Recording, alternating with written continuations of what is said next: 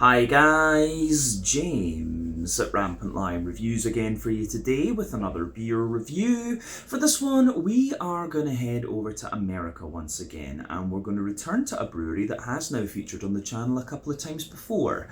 Now, I've had some really nice beers from these guys over the last couple of years, a few different styles, but if people were to ask me about this brewery, I would say that they are best known these days for their different kinds of New England Hazy, whatever you want to call them, IPAs, but back in the day, this brewery were apparently very well known for their different types of funky saisons and things like this. So they're a really interesting brewery with quite an interesting background. I first came across these guys a few years ago thanks to one of my followers, and it's cool to find their beers here in Hong Kong.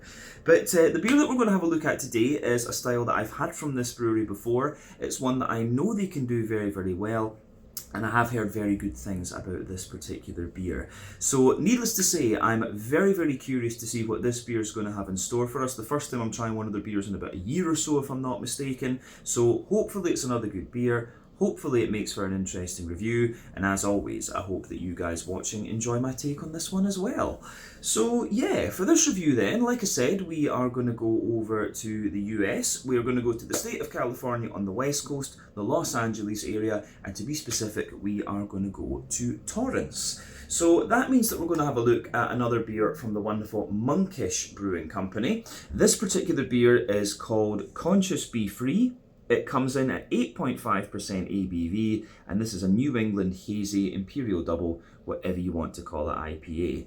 So yeah, this beer, if I'm not mistaken, is one that I picked up at Wine Rack in Saying Pun over on Hong Kong Island. They have a couple of beers from Monkish, but this is the one that just kind of caught my eye because of the name and the artwork and things like that. I think it was maybe 4 or so New England doubles that they had over there, but I did like this one, the Conscious Be Free. I mean, considering what's going on in America at the moment, yeah, this one seemed as if it was some kind of little bit of political statement, which I thought was quite funny.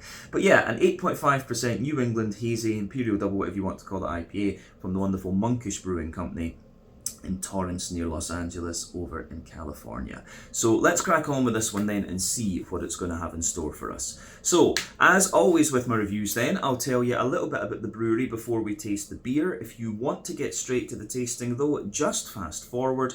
All the usual links can be found in the video description below. That's the brewery website, the link to my other reviews that I've done from Monkish Brewing Company before, and we will no doubt add more to that list at some point in the near future. But there's all the usual social media down there. If you want to see more reviews, do please consider subscribing to the channel. The support that you give is massively appreciated, and remember you can go into the channel homepage and search for beer using the geography tagging system. So just go in there, use the little search bar, put in your hometown, state, county, province, whatever you like. If I've reviewed beers from the area that you search for, they will pop up.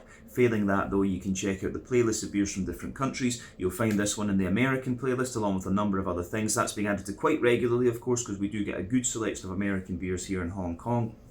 And do make sure you check out the playlist of beers from other countries as well, because there are some very interesting things on the channel these days, even if I do say so myself. But yeah, let's go on to my brewery notes then, and I'll tell you a wee bit about Monkish Brewing Company then. So Monkish Brewing Company, as I've mentioned to you already, are based in Torrance in Los Angeles over in California, and the company was founded by Henry and Adriana Nguyen. So Henry has a PhD in theology. I think he actually studied in Edinburgh in Scotland, if I'm not mistaken, but he also taught at Loyola Marymount University, and apparently his interest in beer originates from when he was drinking Belgian beers during his PhD studies in Scotland. And apparently he started homebrewing in 2007 and was teaching part-time, but he managed to raise funds from family to start his own brewery. So the brewery was founded officially in 2011, but they opened up in 2012 with a capacity of only 15 barrels and a small tap room on site, and apparently the plan was originally to focus predominantly on sour beer, but they had poured a lot of the money into getting the brewery off the ground, and so they couldn't actually afford the barrels that they were going to need to do this in the early days. So Adriana was working full-time during this early part of the brewery's history at Toyota to support the 3 children, while Henry would take their youngest child on deliveries during the day and brew through the middle of the night.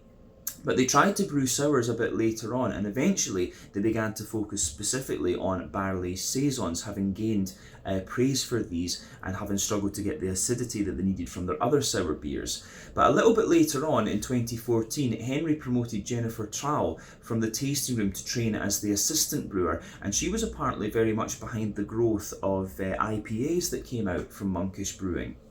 And apparently at one stage in the tap room they had a no IPA sign because they were so determined to focus on their saisons and their sour beers and stuff like this. But apparently over the years they've continued to grow, and they've been driven a lot by Henry's perfectionism. Apparently he's just a little ball of, well, a big ball of stress I should say, all the time. But over the years they've expanded the brewery, they've added more employees to the team, and then in 2021 they took over the premises of Anaheim Brewing when the owners decided to retire, and this expanded the brewery's capacity quite significantly, and they operate a beer garden there in addition to the original tasting room in Torrance. But as of March 2025, when I'm filming this review for you, these guys have produced 950 different kinds of beer according to Untappd. And like I said to you, most people, at least outside of California or outside of the US, maybe I'm not sure which one's better to say, will know Monkish Brewing for their IPAs. I don't think I've actually seen any of their sour beers or saisons make it over here yet, so that's something that I would be very curious about. I need to go over to California again because I was there when I was young and I really don't remember it very much. But yeah, these guys are a very, very well respected IPA brewery these days, but they do have some other very interesting things as well. So yeah, that is everything I can really tell you about Monkish Brewing Company for the moment. As I say, this is my first review from these guys in about a year. If you want to learn more about this brewery, you can check out the brewery website. You can follow them on Facebook and Instagram to keep up to date with all the latest goings on. And you can check out the Rate Beer, Untappd and Beer Advocate pages to learn a wee bit more about all the different beers that these guys have done. So yeah, let's go on and have a wee look at the beer itself. So this one is a 473 milliliter can.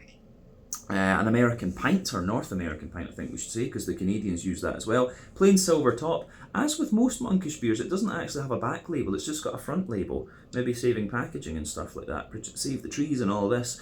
But yeah, there you can see the artwork on this one. I'm not sure how well that's going to show up, but there you can see Conscious Be Free, the guy on the pencil, or the sloth. Is it a sloth? Or is it someone? No, it's a guy with his head chopped off and the head's kind of floating away. Yeah, I thought that was quite funny. But yeah, yeah, the monkish symbol on the top there. Like I said, this one comes in at 8.5% ABV. They're calling it a double dry hopped double IPA. This one is hopped with Galaxy, Nelson Sauvin and Simcoe. All hops that we know quite well, both American, telling you lies, they're not both American. Galaxy is Australian, 14% alpha acid. It gives you a very kind of pineapple-y, mango-y sort of quality. Nelson Sauvin is from New Zealand, 16% alpha acid. It gives you that white, green, grapey, gooseberry type flavour. And then Simcoe is American, 12% alpha acid. Lots of soft passion fruit from Simcoe. So yeah, this should be quite interesting. Conscious Be Free, 8.5% New England Hazy double IPA. This one, let's get it out into the glass and see what it's all about. So yeah, this one, I will tell you, this beer was a kind of fuck it, why not moment for me. I paid 150 Hong Kong dollars for this, which is about 15 pounds sterling. What's that going to be about? Is that going to be about 18, 19 American dollars, something like that? 3,000 Japanese yen. I can't even think what the Swedish kroner would be now. But yeah, this one was really a kind of fuck it, why not moment, because I'd had a stressful week at work and I thought, let's treat myself to a monkish beer. So yeah, this one was pretty damn expensive actually, but you know, I think that it was just somebody that bought a couple of cases over in their luggage or something. That was how they got this one. But yeah, anyway, so before the head on this one disappears, then we've poured the majority of the beer out and into the glass. You can see that the beer poured with about a half finger of a kind of frothy, slightly soapy, I would say straight white head on this one, clear white head, but that's faded away very quickly to be a thinner foamy layer in the middle of the glass and a nice kind of foamier ring around the edge there. You can see it's kind of medium-sized bubbles. If you stick that up to the camera, you can see, yeah, you've got some medium kind of soapy, bubbly bubbles there. It looks very nice. Not too much head retention on this beer. But I have to say, colour-wise, it's quite interesting. This is one of the paler New England IPAs that I've come across in recent times. I would describe this one as being along the lines of like a pineapple juice or something like that. I always like comparing New England IPAs to different fruit juices because that's really just what their appearance reminds me of. But yeah, remember the colour of your beer depends on a few things. One, the type of malts that you use. This goes a long way to determining your EBC rating. Two, length of your wort boil will play a role because the longer you boil the wort, the more the sugars caramelise and thus you'll get a darker colour of beer. Any barrel agent you do or adjunts you put into the beer will affect its colour too, but with IPAs you don't often have to care about that. But yeah, the level of haze in this one is pretty impressive as well. If I shine the light through this, it's pretty damn opaque, pretty nice and thick actually. But yeah, the level of haze in a New England IPA depends on the oak content, wheat content, and to a degree what yeast you use, and that can vary from brewery to brewery, beer to beer, and so on. But this one for an 8.5%er, that's pretty damn opaque actually. So yeah, this should be quite an interesting beer, I would think. But yeah, not much in the way of visible carbonation with this one, and other than that I don't think we need to say very much more about the appearance of it. It looks great, it looks kind of as you'd expect for the style. Let's go on to the aroma section of the video. This is what I'm very curious about actually, because it's been a good while since it's been a good while actually, yeah, since I had Monkish beers. Oh yeah, I'm going to say straight away, this beer's got a really nice kind of balance to its fruitiness and green component and stuff. But the malty backbone of this one is really very smooth and almost, really very smooth and almost quite creamy rather than anything else. So yeah, really interesting. So as I've said to you many a time before, when it comes to New England IPAs, for me there are 6 ways, or 6 elements to the malty and yeasty side of this beer. Of course, you've got the more farmhousey yeasty character and the rye lean and grainy side of things. Those are a bit more common in New England brewed New England IPAs because the style started off as like a farmhouse IPA, but as the style has gone to other places and evolved, if we can call it that, the focus has been more on the wheaty bitiness, the oaty creaminess, the barley malt bread, and the sweeter side of things. For me, this one comes across as being very oaty and kind of barley malt focus, but I wouldn't be surprised if there's quite a bit of wheatiness in this one when we drink it as well. And you have to remember too that European wheat is a bit more bitey, whereas North American wheat I think is a bit smooth. European oats are more creamy, and American oats are a bit more kind of porridgey. So yeah, there's wee differences there. I mean, I would expect a bit more wheatiness out of this one in the flavour, but yeah, I think this one, the backbone of this one is very, very smooth actually. Oh, yeah. But the aroma of this, yeah, when you take it in, this is pretty fresh actually. You can smell that. You can smell that little bit of like hop pellety type character. If you actually smell hop pellets in the bag, you can smell a wee bit of that in this one. And of course, the thing with New England IPAs is you should always leave them in, I think if you leave them in the can for a couple of weeks, they'll just mellow out really nicely. I don't think drinking West Coast IPAs absolutely fresh, I think works, but the New England IPAs, I think they need a bit of time to mellow out, in all honesty.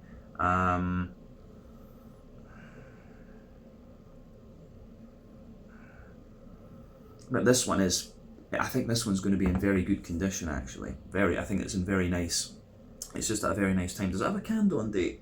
30th of the, so 30th of January 2025. So I'm drinking this beer about at 2 months old actually. So we're drinking this one at 2 months old. I actually thought from the aroma it was a bit fresher than that. But again, they might hold, maybe the guys at Monkish are holding it for a couple of weeks and then releasing it. Some breweries do that. Of course, as I say, New England IPAs need to mellow out a little bit. But yeah, aroma-wise, this is great. So the backbone of this beer, you've got that lovely fresh white bready bread crust in there. Little hint of wood as you very often get. Little hint of cracker as well. When you take the aroma in nice, like quite deeply, you do get a little bit of that kind of wholemeal brown bready character. It's kind of sweet wholemeal bread. I've always found American bread is just that little bit sweeter than European bread as well. And then on top of that, there's there's a fresh white bread in there. And if you take the aroma in more deeply again, you can smell like a more dense wheaty white bread, and there's that wee bit of bitiness from the wheat at the kind of back of the nose as well.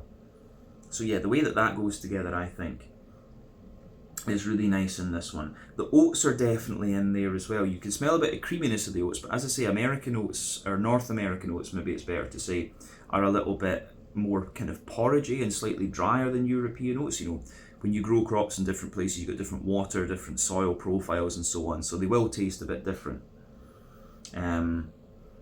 So yeah, you can smell some of the nice creaminess out of the oats, but there is that wee bit of dryness there too. Remember as well that oats can be a decent indicator of how fresh your New England IPA is. It's essentially, the creamier the oats are, the fresher your New England IPA is, the drier they are, the older it is. It's just a very rough indicator that I've noticed over the years. But yeah, you've got that lovely oaty creaminess in there. I do get a little bit of sweetness out of this one. Maybe a little hint of that almost Skittles type aroma. But yeah, there's a wee bit of like Werther's Original butter candy butterscotch coming out of this one. And a wee bit of a McVitie's digestive biscuit as well. But yeah, all in all, the malty backbone of this beer, pretty smooth and pretty kind of bready leaning, I would say. So yeah, on the hoppy side of things then, this one's quite interesting. Like I said, this one comes across as being very fresh. There is a fair little bit of green pungency to this one, like, you know, hop pellets and things.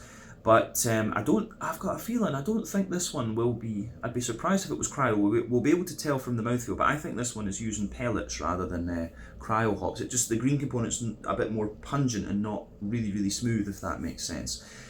So yeah, when it comes to hopping your IPAs, you've got 3 different kinds of hoppings that you can do. You've got early addition hopping, which takes place within the first hour of the wort boil. That gives you quite a deep, dank green component and a good little bit of bitterness. You've got late addition hopping, which takes place within the last half hour of the wort boil. That gives you a little bit of bitterness, mainly flavour and aroma, and a very bright green component. And you've got dry hopping, which takes place after the wort boil is complete, and that's all about that's all about flavour and aroma, and again it gives you a very, very bright green component. West Coast IPAs use all 3 types of hopping, which is why they're deeper, danker and more bitter.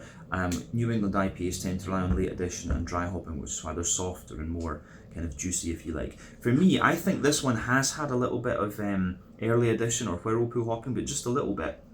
But it is relying mainly on late addition and dry hopping, that's for sure. So for me, there's a teeny little hint of earthiness in there, lots of nice kind of floral aromaticity. And yeah, there's some nice kind of grassiness in there. But yeah, the green component for me, I said earlier it had a wee bit of pungency to it, but now that I'm smelling it, it seems very, very smooth. So maybe what I said about cryo earlier on was a lie. You know, because I know you can get Galaxy in cryo form. Simcoe, I think you can as well. I'm not sure about Nelson Sauvin right enough. But yeah, the green component on this one, the more you smell of it, the more smooth it gets. But yeah, the first fruit that jumps out of this one at me is that kind of white, green, grapey, gooseberry sort of note that you get from, that white, green, grapey, gooseberry note that you get from Nelson Sauvin. That's absolutely present in this one. And I really do like how that comes out straight away. But yeah, you've got quite a little bit of tropical fruit in there from the Simcoe and the Galaxy. I mean, there's a teeny little hint of like peach, I think, which will be Galaxy. Lots of really nice, soft and juicy passion fruit as well. There's a hint of mango in there. But the Simcoe is the one that's going to give you the passion fruit. The mango, the complex one's the Galaxy in this. So you've got a little bit of peach, a little bit of mango from the Galaxy. I think the more you smell of it, the more mango you get, and it's quite a ripe, juicy mango at that. But there's wee hints of apricot. I get a lot of pineapple as well. But it feels like the Nelson Sauvin is kind of underpinning everything else, in all honesty. So yeah, the aroma of this one really is very, very nice. Great smelling beer this. I'm very, very curious to try it. So as I always say, take a little bit of time to enjoy the aroma of your beers before you get stuck into them, but I think it's about time that we try this one and see what it's all about. So yeah, this is the Conscious Bee Free and 8.5% New England Hazy Imperial Double, whatever you want to call it, IPA. Galaxy, Nelson Sauvin and Simcoe in this one, coming to you from Monkish Brewing Company in Torrance, near Los Angeles in California. Let's get stuck in. Slàinte, skål, cheers.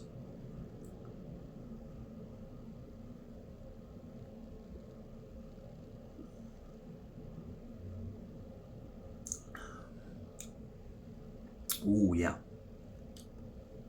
That is nice. As I said, it's in very good condition as well.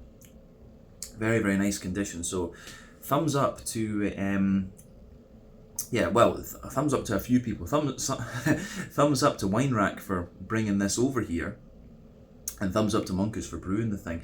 It's still, this is the thing, is it actually still feels a little bit fresh. You could probably leave this in the can even a little bit longer and let it mellow out even more. But it does come across as a slightly more it's got a little bit more bitterness to it and a bit more wheaty bitiness. So yeah, I like how that pieces together.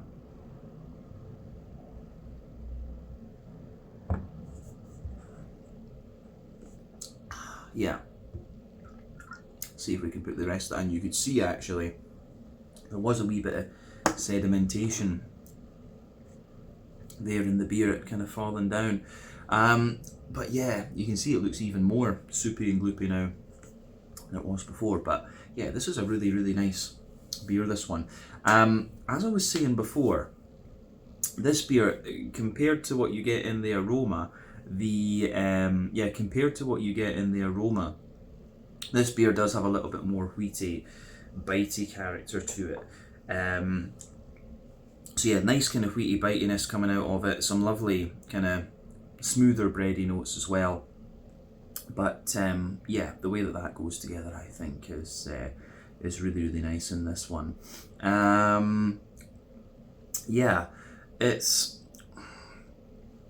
Yeah, the way it goes together is really nice. So let's just break this down then, describe it for you a bit more in depth. It comes across more wheaty, bitey, New England IPA, but I think we need to kind of drink a bit more of it and let it mellow out. So let's go through the flavour then. We'll start in the middle third of the palate as we always do and work our way from there.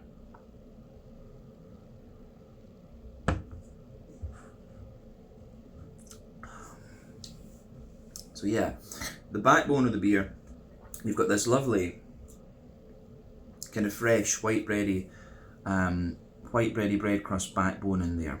As you move further forward on that middle third of your palate, you get a little bit of woodiness out of it, and you've got a wee bit of Jacob's cream cracker as well. Yeah, so you've got a wee bit of Jacob's cream cracker.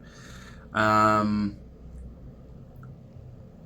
so white bready bread crust, little bit of wood, little bit of Jacob's cream cracker in there. Then on top of that, you've got a little bit of a more kind of wholemeal. There is a little bit of that kind of more grainy wholemeal brown bready character in there, and that comes out, the graininess of that shows into the aftertaste.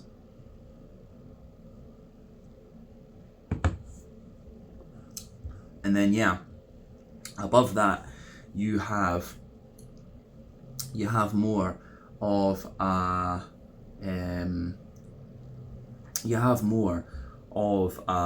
of white, you've got more of a sort of white bready, you've got more of a kind of fresh, like white bready character coming out of this one. It has a wee bit of dryness to it, that bread, but I think American bread, as I say, I always find I think Americans have a slightly sweeter palate than Europeans. Everything you get from America is quite sweet, but yeah, the fresh white bready sort of note in there is just that little bit sweeter, I would say, but it feels quite light and airy. Then above that you get the more dense kind of wheaty white bread out of this one, and as I've often said, sweeter flavours come out further forward on the palate, more dry and bitter flavours tend to come out further back, but you get you can feel that dense wheaty white bready character there, and it's quite smooth further forward, but yeah, on the back of your palate it's more bitey. We'll come to that in a minute. But yeah, you've got the dense wheaty white bread there, then above that you've got the oats, and down that middle line of your tongue you can feel the nice creamy side of the oats, and as you move out toward the edges of your palate there, it just shows you that little bit more kind of dryness and sort of dry flavours. Yeah, interesting. But in the dead centre of your palate you'll feel that little circle there. You'll feel that little circle there where the alcohol comes out. So it's got a wee bit of a kind of Werther's Original butter candy, butterscotchy type flavour, and it's just surrounded by a little bit of kind of biscuit, McVitie's digestive biscuit or cookie for the American viewers watching this. I don't know if there's anything else really to... Yeah, I don't know if there's really anything else to say about the middle third of your palate in this one, to be honest with you. I think it goes together quite nicely. It's it's kind of what we've seen from this style before. But yeah, the more that I drink of this beer, the more it leans toward that wheaty side of things, I think. So yeah, let's go to the back third of your palate then. As I've often said, the back third of your palate will give you very similar flavours to the middle third of your palate, but just at different intensities. So yeah, the border region between middle and back third of your palate, you get that nice little bit of bready build-up in there. So you've got the kind of brown bread in the base, the white bread in the middle, then the more dense wheaty white bready character on top. And the base of that back third of your palate, yeah, you've got the fresh white bready bread crust in there. You've got the Jacob's cream cracker on top of that. So you get the fresh white bready bread crust in there, the Jacob's cream cracker. You've got the brown bready bread crust sitting on top of that. That layer feels a little bit lighter, taller and more airy. Then the white bready base is in there as well. And then, yeah, above that you've got the more dense, you've got the more dense wheaty note in there. And that wheaty character on the back third of your palate has the real bitiness in this one. But yeah, above all of that, you start to get the yeasty flavours coming out of the beer. So let's have a wee look at those yeasty notes.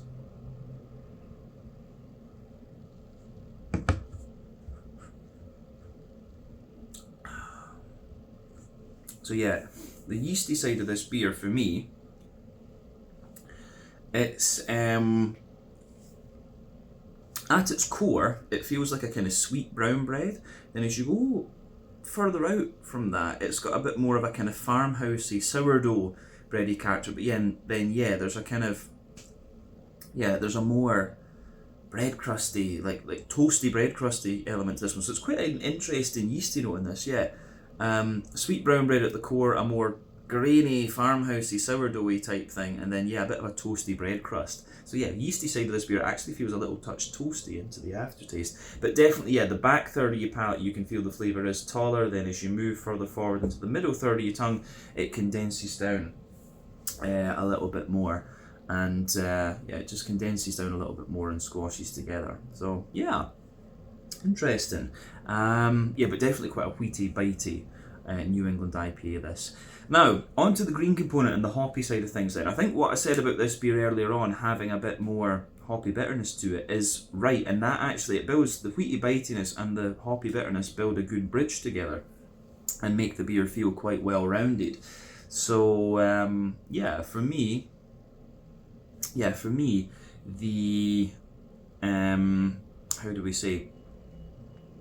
Yeah, for me, the green component in the back corners of the palate, there's definitely that little bit of earthiness in there. As you come further forward, it's got a wee bit of pine resin in there, and it's the kind of pine resiny note that makes me think, yeah, there's been a bit of early edition hopping going on in here. And as you move further forward along the sides of the palate, it's got more floral aromaticity to it, and it's a little touch spicy too. But yeah, around the front curve of your tongue, it's definitely a little bit lighter and more grassy, I would say. But yeah, the way that the hops are in this one, it's not really very smooth in its hopping notes. It's more kind of bitey and things. It's pretty sure it's pellets that's been used that have been used in here.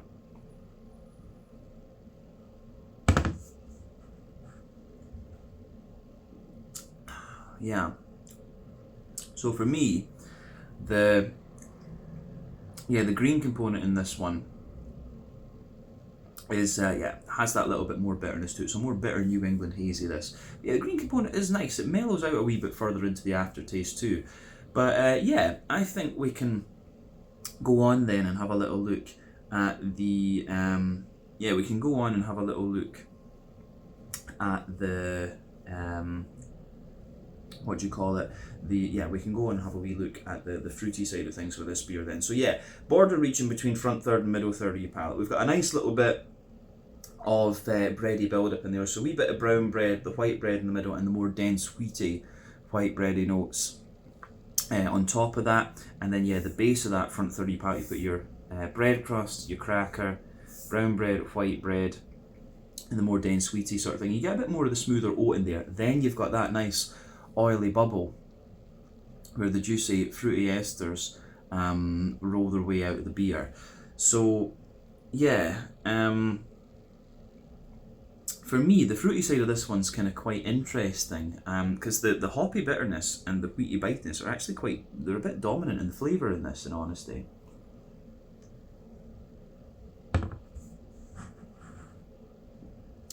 So if you focus your mind and look at that front third of your palate, the beer does have a nice mix of juiciness. This whole beer is actually quite like pungent in terms of its flavour. I think we can safely say that. But yeah, at the back of that front third of your palate, there's a little bit, if you go up there, it's the Simcoe and the Galaxy that are sitting on the back. If that oily bubble where the fruity esters come out of the beer, there's peach on top from the Galaxy. Underneath that, you've got some really nice juicy mango. Then the base of it is soft passion fruit, and as you move further forward, you get a little bit of apricot in the you get that little bit of apricot in the you've got that little bit of apricot in the middle of the front third of your palate, and a wee bit of pineapple sitting above that. So yeah, the way it goes together, I think, is really nice in that sense. But then as you go into the front half of the front third of your palate, it's all about the Nelson Sauvin, I would say, and it's that oily white green grapey sort of character that comes out of it. So the way that goes together, I think, is really, really nice.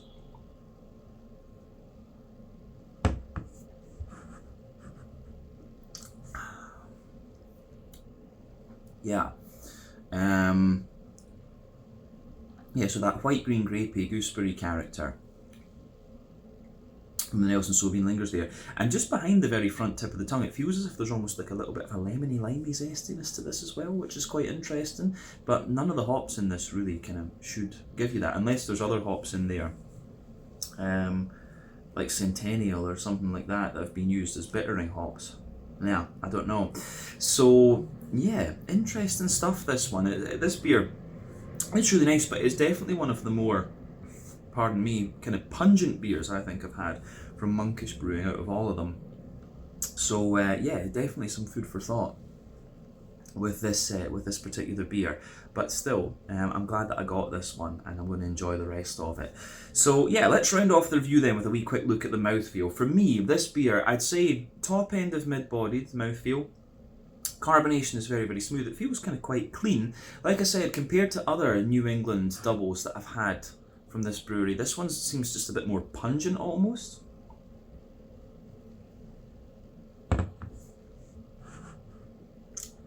So yeah, it's got, so I want to say with this one, its IBU count must be, I think it's got to be about 50 or 60 IBUs, this one, to be honest with you. It just feels that little bit more bitter in a sense, but it could also just be very, very fresh, or still feeling very, very fresh. But yeah, the malty side of the beer, a bit grainy underneath, smoother in the middle, creamy on top. This beer doesn't really have that much sweetness in the way of it. I was talking about just a little bit of kind of butter candy, butterscotch jelly, but yeah, mostly this is quite a smooth beer. Then yeah, you've got that little bit of juicy, fruity character in there, but it does get a wee bit more pungent on the citrusy side of things, and it's just got that little bit of, how do you say, kind of soft, it's got that little bit of kind of soft juiciness to it as well. So you do get that kind of soft tropical juiciness and the gooseberry type notes into the aftertaste also. But yeah, all in all, a really interesting beer, this one, and I'm glad that I got to try it. So big thumbs up to Monkish Brewing Company once again, and really nice to return to these guys after about a year. So yeah, let's leave it at that for this one. This one was the Conscious Bee Free, an 8.5% New England Hazy Imperial Double, whatever you want to call it, IPA from the wonderful Monkish Brewing Company in Torrance in California over in the US. So once again, thank you for watching my beer reviews. Until the next time, please like, subscribe, share, all the usual YouTube stuff. Let me know your own thoughts on this beer in the comments section below. Let me know what your favourite beers are from Monkish Brewing Company as well, and we will no doubt return to these guys again in the fairly near future. But until then, Slàinte, Skål, cheers, check out my social media, check out Monkish Brewing Company social media, and I will see you guys again very, very soon. Ciao.